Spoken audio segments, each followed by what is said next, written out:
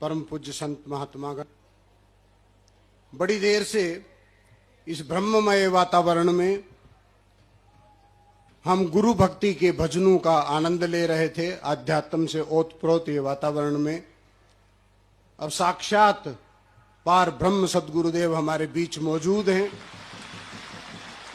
अभी तक तो वातावरण ब्रह्ममय था, अब ब्रह्म भी हमारे बीच में उपस्थित हैं।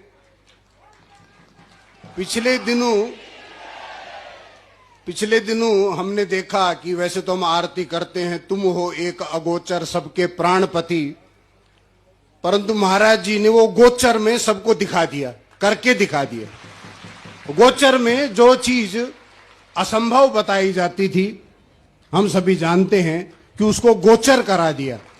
तो ये आम बातें नहीं होती, ये जो घटनाएं होती हैं इनमें जो सद्गुरु महापुरुष जो होते हैं उनकी कथनी और करनी में कोई भेद नहीं होता। वो जो कहते हैं वो करते भी वैसे ही हैं। उनकी हर लीला को आप देखेंगे तो जो उनके सत्संग विचार होते हैं, जो इस शरीर के भीतर जो अध्यात्म जो चल रहा है, नीचे से ऊपर तक जो प्रक्रिया चल रही है ब्रह्म की, उस चेतना की, इस जड़ शरीर में जो चेतना की जो प्रक्रिया है, उसी को वो बाहर सांकेतिक भाषा में करते भी हैं, ताकि बाद में आने वाले समय में उन चीजों को लोग समझ सकें। क्योंकि वो चीज तो रहेंगी, हम लोग चले जाएंगे, ये शरीर बदल जाएंगे, परंतु ये जो स्थान है ये रहेंगे। कर्णप्रयाग रहेगा, यही है कर्णप्रयाग, जहां पे अनाद नाद जाके सुनाई देती है, वही तो कर्णप्रयाग है। तो वहां कर्णप्रयाग तक ले जाएंगे उसको। ऋषिकेश रूपी मूलाधार से, मूलाधार यानी कि जहां धरती है, उसके बाद तो ऊपर ही ऊपर चढ़ना है। तो सांकेतिक भाषा में बताया कि इस मूलाधार से, यहां से इस हरि के द्वार के बाद, इस हर द्वार के बाद, कल भी हमें समझाया था।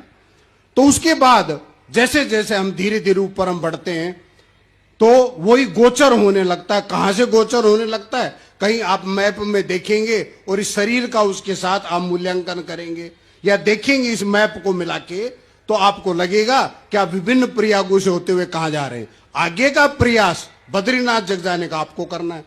फिलहाल ये भी इशारा दे दिया कि वहां तक तो मैं पहुंचा दूं, आज्ञा चक्र तक तो डायरेक्ट बस ट्रेन है, बैठो सूदे जी पहुंच गए ऊपर से।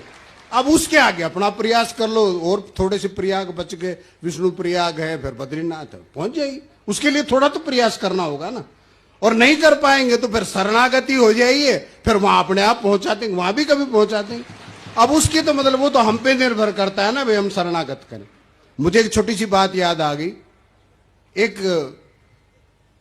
ऑफिस से आए सज्जन, तो घर में जैसे ही आके वो बैठे तो उनका एक छोटा सा बच्चा आया, पापा मेरे साथ खेल लो, मैं बहुत बोर हो रहा हूं, घर में कोई मेरे साथ खेलने वाला नहीं, मम्मी बाहर जाने नहीं देती, कहती बच्चे शरारती हैं, गंदबला सीख के आएगा, तो आप मेरे साथ खेलो, मैं बोर हो रहा हूं। उनको कुछ ऑफिस का पेंडिंग काम था, वो साथ लेके आए थे।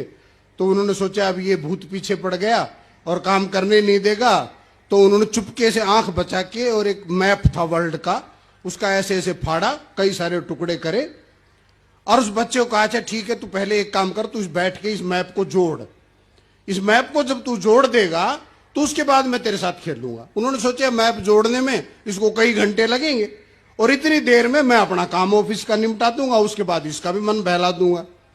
या बच्चे को दे दिए फटे हुए कागजों का पूरा पुलंदा, वो तो एक ही मिनट में वापिस आ गया, और वो कहता लो मैंने तो जोड़ दिया, अब खेलो मेरे साथ। अब वो परेशान भी, इसने ऐसा क्या कर दिया, एक ही मिनट में इतने सारे कागज जोड़ दिए। तो उन्होंने पूछा बेटा तूने ये जोड़ा कैसे? कहता है वर्ल्ड का मैप तो मुझे नहीं पता कैसा है, क्या है इसमें, कहां समुद्र है, कहां कौन सा देश है, परंतु इसके पीछे एक मानव की आकृति बनी हुई थी, मैंने उसका नाक हाथ कान जोड़ के और इसको सारे को जोड़ दिया। तो ये मानव धर्म के बारे में अलग अलग लोग एक नाम सुनते हैं, फिर वो बता देते हैं उसकी गहराई में क्या है, क्या गुरु महाराज हमें देते हो तो हम ही जानते हैं ना। बाकी जो भी हमारे यहाँ आएंगे मानव धर्म की बात सुनेंगे, पढ़ेंगे, तो अपनी अपनी व्याख्या, मनुष्य का धर्म कुछ होता होगा, लोग बोलते भी हैं फिर उसके ऊपर। परंतु गुरु महाराज ने अब जैसे इस बच्चे ने मानव को जोड़ा तो पूरा वर्ल्ड जुड़ गया। ठीक यही प्रक्रिया गुरु महाराज करते हैं, वो मानव को जोड़ रहे हैं तो सारा संसार वसुदेव कुटुंबकम होता जा रहा है, वो धीरे धीरे होता जा रहा है। आज वो रामनगर के कुछ लोग मिल गए, हमने कहा भाई बातचीत कर रहे थे, बड़े प्रसन्न थे। रामनगर से माता जी आई हैं, हाँ, जीत के, तो बड़े प्रसन्न रामनगर वाले। तो मैं उनको कह रहा था, मैंने कहा भैया अब तक तो रामनगर में आप रहते थे, अब रामनगर से तुम्हारी आध्यात्मिक यात्रा आप लोगों की शुरू हो गई, अब हंसनगर में पहुंच गए।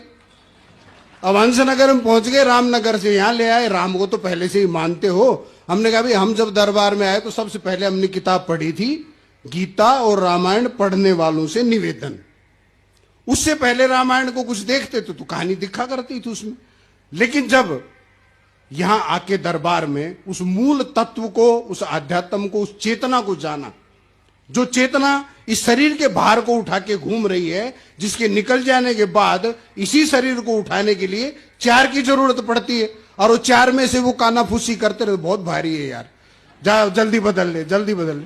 तो वो वहां तक पहुंचाते पहुंचाते 10-15 कंधे बदल जाते हैं। बाद में डींग सब मारते, यार कंधा देना, कहते बड़ा अच्छा पुण्य का कार्य होता है, इसलिए मैंने भी दिया, मैंने भी दिया। और घर जाके फिर वो बीवी कहते हैं वो बोल नहीं लाना, जरा थोड़ी लगाना, बहुत दर्द हो रहा है, बहुत दर्द हो रहा है। तो उससे हम इस महत्व को समझे कि वो चेतना जब इसमें है सूक्ष्म रूप में, तो वो इतने भारी वजन को उठा के घूम रही है। और उस चेतना का बोध वही करा सकता है जिसको वो जनाना चाहें। तो गुरु महाराज अपनी तरफ से कोई कसर नहीं छोड़ते हमें जनाने के लिए। अपने हर एक्शन से, हर अपने कार्य से वो हमें बताते